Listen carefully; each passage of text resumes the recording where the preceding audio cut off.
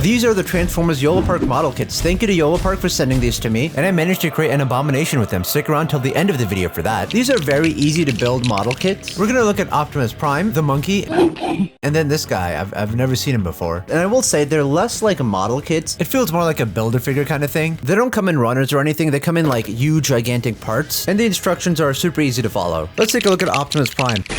These figures have a lot of detail on them, and it looks really good. I will say the colors on here are a bit muted compared to other figures of him, like the Roboson Signature Series Optimus or the Mainline and Studio Series versions of him. Now looking at the head sculpt, there is a whole lot of detail going on there. You can see a lot of the great designs on the mask, even some tiny stuff over here. His little bunny ears looking great. And then here's a quick look at the back. You even have this nice bit of silver over here. Here's a quick look at the top side, and then its iconic windowed chest piece over here. All these, my boobies, my massive fucking A lot of great detail going on the arms, just looks absolutely amazing. And a little bit more over here, a lot of the details are similar to what we've seen in the official figures. All his individual fingers are done really well. The abdomen on this figure looks absolutely phenomenal. And then here's a look at the rest of the legs. The wheels on him are very shiny. I'm not sure how I feel about that. It definitely makes him look plasticky and cheap. Turning over to the inside of the legs, you got some more detail going on. I do like this little bit of yellow over here, and then the rest of it looks pretty good. And then here's a quick look at his feet, but that's not all. Turning him over to the back, you can see a lot more detail going on, which looks amazing. Overall, this is a good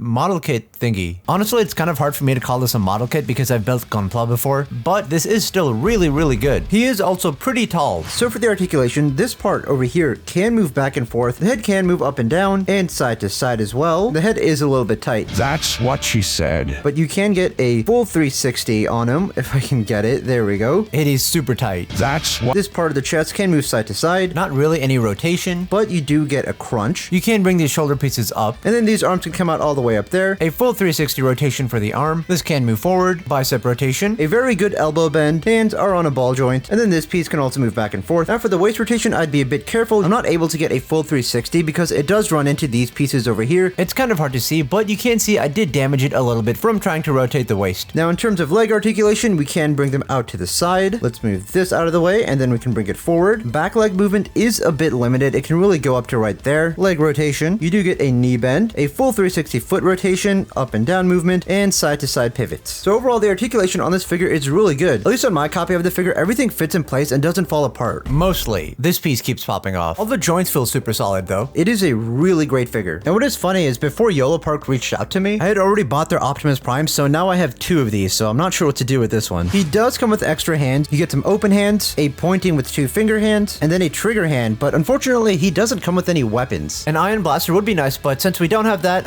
here he is with a Halo assault rifle. the Covenant must be stopped, no matter the cost. But overall, this is a fantastic figure. Now let's compare him to the mainline figure, and as you can see, unlike in my last video, I didn't mistransform him this time. So, I'm not a fake transform- hold on. You saw nothing. So here's the two figures side by side, and as you can see, this one definitely has a lot more detail on it, understandably so. Not super fair comparing these two, but I did still want to show them off. As you can see, a lot more detail, especially on the arms. And as I mentioned earlier, the colors on this are a lot more muted than the ones on here. The back on this guy also looks significantly better, but once again, you know, not a fair comparison. Now let's compare him to the Studio Series figure. Still not a super fair comparison, but as you can see, once again, you guys can see all the extra detail on here that's not on here. I do love the colors on this. I kind of wish these colors were the colors on here. So a fantastic figure or model kit, a lot of detail. I just wish the colors were a bit brighter. Now let's move on to Optimus Primal, and this guy looks amazing. I love all the little gorilla details they managed to pack into this. It's kind of a shame we didn't get to see him in this mode a whole lot throughout the movie. Looking at the head sculpt, I think it looks pretty good. The face is interchangeable. There is another piece I will show in a second, but looking at the rest of it, looks really cool. He's got his green eyes and his mouthpiece. This section with all that mechanical detail is really cool. The Maximal logo straight in his chest, looking great. He's got a very skinny abdomen area, which is kind of funny. Taking a look at the rest of his arms, some nice detail going on here, and then further look down the legs, some nice stuff inside over there, more of that gorilla detail, and the feet looking pretty cool and mechanical. Turning over to the back, you get that awesome spine. This entire like exposed mechanical back section looks really nice, and then a whole lot of ape fur down over here. Now this one actually does come with accessories. He comes with two swords, and the way to put them on is super easy. Just take one and stick it through his hand, take the other one, and then tab it into there, scoot that up, and there he is looking pretty badass with his weapon. And if you wanted to, you can put the other one in his other hand. Let's adjust that, and now he's holding two swords, and he looks even more badass with that. He definitely is a lot less detailed than the Optimus Prime because this one obviously has a lot of those gorilla parts to him. His hands are sculpted really well also. He does come with a pointing finger hand, a hand that's a closed fist, and then 2 open hands. And then here's what the other face piece looks like. It does look pretty good. However, I prefer the one with the mouthpiece on it. Now also, I just noticed this now. He has a lot of like battle damage on him. You can see some of it over here on the chest piece and then some more on the arms. You can see more on this side and on the abdomen area. That is a pretty cool, nice touch. Size-wise, here he is next to the Yolopark Optimus Prime and some other figures of mine. Now let's move on to his articulation. The head can move up and down and side to side. You can get a full 360 rotation, but it does kind of run into these pieces. This shoulder piece can move out to the side and then you can bring this up there. You can also get a full 360 rotation, can move forward, a bicep rotation, a pretty good elbow bend, hands are on a ball joint. Now the chest piece on this one can move side to side, but there's not really an ab crunch. And you can rotate it just a little bit. There is waist rotation, but it stops about right there. These legs can move up there, out to the side, only back that far. Leg rotation, you do get a knee bend. And once again, I love the detail all over here. A side to side pivot, it rotates about that much. You get forward movement, but it can't go back. These pieces can also move as well. Now let's move on to Bumblebee, and this is definitely my least favorite. Something about the proportions seem kind of off. His arms seem slightly too long and skinnier than in the movie, but let me know what you think in the comments below. However, that doesn't mean this kit's bad. It's still a fantastic kit and figure. You can't handle the truth!